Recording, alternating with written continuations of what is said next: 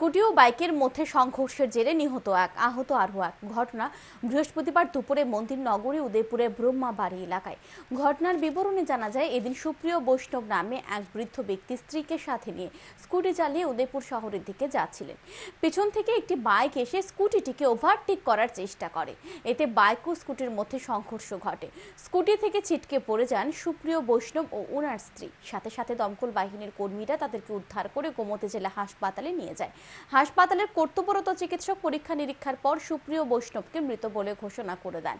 অল্প বিস্তর আহত হয়েছে মৃত সুপ্রিয় বৈষ্ণবের স্ত্রী সন্ধ্যা দাস। বর্তমানে তিনি গোমতী জেলা হাসপাতালে চিকিৎসাধীন। এদিকে ঘটনার পর ঘটনাস্থলে ছুটে যায় আরকিপুর থানার পুলিশ ঘটনাস্থলে ছুটে গিয়ে ঘাতক বাইক সহ বাইক চালককে আটক করে থানায় নিয়ে যায়।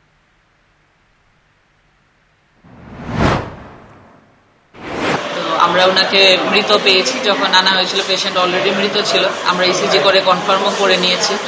এখন পুলিশ ইনফরমেশন দেওয়া হয়েছে। পুলিশ এসে এটা ডিসাইড করবে যে পোস্টমর্টেম লাগবে কিনা। যদি পোস্টমর্টেম হয় তখন মৃত্যুর কারণ জানা যাবে।